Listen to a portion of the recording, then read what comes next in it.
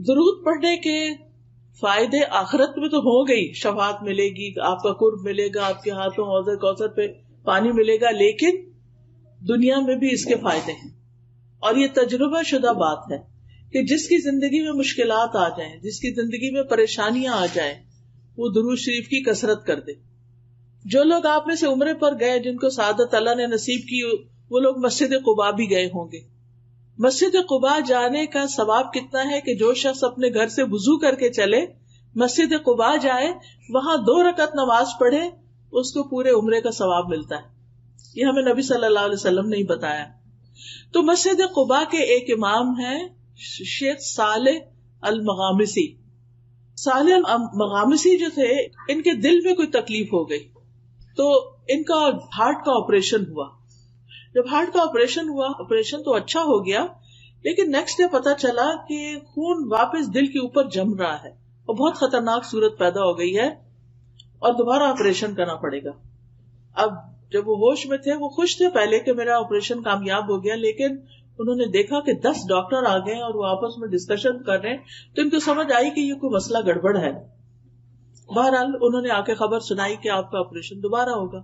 اب آپ سوچئے کہ ایک شخص ایک دفعہ سرجری سے گزرا ہے اور دوسری دفعہ اب اس کی سرجری ہونے لگی ہے. تو اب کیا ہوا کہ کہتے ہیں کہ شیخ یہ خبر سن کے بے ہوش ہو گئے اور کلمہ پڑھنے لگے، اشہد ان لا الہ الا اللہ اشہد ان محمد رسول اللہ. کہ انہیں یہ لگا کہ اب تو میں دوبارہ بچتا نہیں ہوں، میری تو جان جانے والی ہے. اور اس کے ساتھ ہی انہوں نے کہا کہ ٹھیک ہے، آپ آپریشن کرتے تو کر لیجئے. اب ہوا یہ کہ وہاں پر ایک نرس تھی، لبنانی نرس. اس نے دیکھا کہ شیخ بہت پریشان ہے. وہ شیخ سے بڑی متاثر تھی. وہ پتا چلا کہ مسجد قباء کے امام ہے، تو آپ سوچئے کہ اگر ہمیں بھی پتا چلے تو ہم ضرور زیارت ملاقات کے لیے جائیں کہ اتنی بڑی شخصیت آئی ہے.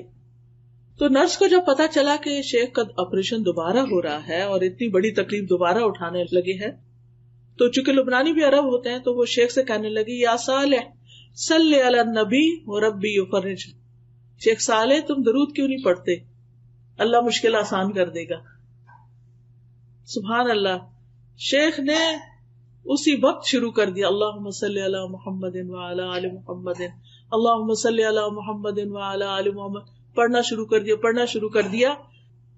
شیخ اپنا یہ قصہ خود سناتے ہیں صحیح ہونے کے بعد، قسم اٹھا کے کہ کوئی چیز اندر تبدیل ہو گئی. یہ درود پڑھ رہے تھے اور کوئی چیز اندر تبدیل ہو گئی، اور جو میرے آپریشن کے لیے سارا تیاری کر کے رکھی ہوئی تھی وہ دھری کی دھری رہ گئی. یعنی کہ اینڈ میں دوبارہ انہوں نے جب ہارٹ کو سکین کیا ہوگا یا جو بھی اللہ جانے کیا، جب انہوں نے الٹرا ساؤنڈ کی اسکرین دیکھی تو حیران ہو گئے کہ یہ تو سب کچھ ٹھیک ہو گیا ہے، سب تبدیل ہو گیا ہے اندر، تب ضرورت نہیں رہی. اور شیخ اس وقت پھر رونا شروع ہو گئے کہ یہ درود شریف کی برکت سے ہوا. تو آپ دیکھیے کہ یہ کسی عام انسان کا قصہ نہیں ہے. شیخ ہیں جو خود لوگوں کو ہر وقت تعلیم دیتے ہیں. ان کے اتنے بے شمار لیکچر ہیں. میں ہر ہفتے ان کے لیکچر، جب میں تدبر قرآن ویکینڈ پہ میری کلاس ہوتی ہے قرآن مجید کی تفسیر کی، تو میں ان کو ضرور سنتی ہوں. اور اب تو ویک ڈیز میں بھی ہو رہی، تو الحمدللہ اللہ نے موقع دیا. تو ماشاءاللہ یہ اتنی اچھی قرآن کی تفسیر کرتے ہیں، عربی میں ہوتی ہے آبویسلی، اتنی اچھی تفسیر کرتے ہیں کہ بالکل نئے طریقے سے چیزیں سمجھ میں آتی ہیں. اب ایک شخص جو اتنا بڑا عالم ہو، کسی معمولی شخص کو کوئی مسجد قباء کا امام نہیں لگایا جاتا. اس کا علم، اس کا تجربہ، اس کے کریڈینشلز کیسے ہوں گے. لیکن ہوتا یہ ہے کہ ہم سب انسان ہیں. کوئی کتنا بھی نیک ہو، کوئی کسی بھی درجے پہ پہنچا ہوا ہو، کوئی کسی بھی مقام پہ ہو، یاد نہیں رہتا. اور خاص طور پہ جب تکلیف پریشانی آتی ہے تو بھول جاتے ہیں کہ اس وقت ہم درود بھی پڑھ سکتے ہیں. تو اس وقت ہو سکتا ہے کہ ایک بالکل عام شخص جس کے پاس بہت نالج نہ ہو، لیکن اس نے ایک چیز پکڑی ہوئی ہو علم کی اور اس پر عمل کرنے والا ہو سکتا ہے وہ نرس خود بہت پڑھتی ہو. تو جو شخص خود کوئی چیز کرتا ہے، جب وہ کچھ کہتا ہے تو اس کے کہنے کا اثر بھی اور ہوتا ہے، اور پھر دوسرے پہ جو اثر ہوتا ہے اور دوسرا جب وہ کام کرتا ہے اس کو بھی فائدہ ہوتا ہے، کیونکہ نیک عمل کی برکتیں بہت ہوتی. وہ خاتون نے کا کہنا اور شیخ کا پڑھنا اور یہ سب چینج ہونا، اور انہوں نے واقعہ بیان کیا اور قسم کھا کے بتایا کہ یہ بالکل سچا واقعہ ہے. تو اس سے یہ پتہ چلتا ہے کہ ہم میں سے ہر ایک کو اپنی زندگی میں درود شریف کی کثرت کر دینی چاہیے. اور خاص طور پر جمعے کے دن جو ہے وہ آپ صلی اللہ علیہ وسلم نے خود حکم دیا ہے کہ جمعے کے دن یعنی جمعے کی رات سے ہی شروع ہو جائے. جمعرات کا دن جب اینڈ ہوتا ہے اور مغرب ہو جاتی ہے تو جمعہ شروع ہو جاتا ہے. عربی زبان میں رات پہلے آتی ہے کیونکہ لونر کیلنڈر استعمال کرتے ہیں نا, چاند کا رات والا, تو وہ چاند کے نظر آنے سے شروع ہو جاتا ہے نا کیلنڈر. یعنی جس وقت چاند نظر آئے مہینہ شروع ہو گیا, رمضان شروع ہو گیا, آپ روزے سے پہلے ہی تراویح شروع کر دیتے ہیں. لیکن جو دوسرا کیلنڈر ہے ہمارا شمسی کیلنڈر, چونکہ ہم سورج کے ساتھ وہ سب کرتے ہیں تو وہ ہمارا دن سے کیلنڈر شروع ہوتا ہے, ان کا رات سے شروع ہوتا ہے. تو جتنا بھی عربی میں رات کا ذکر پہلے آتا ہے. تو جب رات ہو جائے یعنی کہ جمعرات ختم ہو اور جمعے کی رات شروع ہو جائے تو درود کی کثرت شروع کر دیا کریں. اللہ ہم سب کو توفیق عطا فرمائے, کیونکہ نبی صلی اللہ علیہ وسلم کا نام سنتے ہی ہمیں پڑھنا چاہیے, نماز میں پڑھنا چاہیے, دعا سے پہلے پڑھنا چاہیے, کسی مجلس میں بیٹھے ہوں تو پڑھنا چاہیے. رسول اللہ صلی اللہ علیہ وسلم نے فرمایا جو لوگ کسی جگہ پر مجلس کریں, یعنی کوئی سوشل گیدرنگ بھی ہے, لیکن اس میں اللہ کا ذکر نہ کریں اور نہ اپنے نبی پر درود بھیجیں تو وہ ان کے لیے نقصان کا باعث ہوگی. اللہ چاہے تو اس میں اگر کوئی ایسی چیز ہوئی تو اس پہ انہیں پکڑ سکتا ہے, چاہے تو انہیں بخش بھی دے. اسی طرح جو لوگ کسی مجلس میں بیٹھے اور وہاں وہ اللہ کا ذکر نہ کریں اور درود نہ پڑھیں تو وہ مجلس قیامت کے دن ان کے لیے حسرت کا باعث ہوگی. یعنی آپ لوگوں سے شرمائے نہیں کریں, آپ جہاں بھی ہوں بات کریں, لوگوں کے جو ڈسکشن ہو رہی ہے اس میں حصہ لیں اور بیچ کے گیپس میں درود بھی پڑھ لیا کریں. اسی طرح اذان کے بعد درود پڑھیں, مسجد میں داخل ہوتے وقت درود پڑھیں, اللہم اغفر لی ذنوبی وافتح لی ابواب رحمتک, اور پھر اللہم صلی علی محمد وعلی آل محمد. پھر صفا مروہ کی سعی کرنے کے نصیب ہو, آپ جس وقت طواف کر رہے ہوں اس میں بھی, اور خاص طور پر جمعے کی رات اور جمعے کے دن نبی صلی اللہ علیہ وسلم نے خاص طور پر اس کی تاکید کی. پھر جب نماز جنازہ ہوتا ہے تو اس کی دوسری تکبیر جب ہوتی ہے اس کے بعد بھی درود پڑھا جاتا ہے.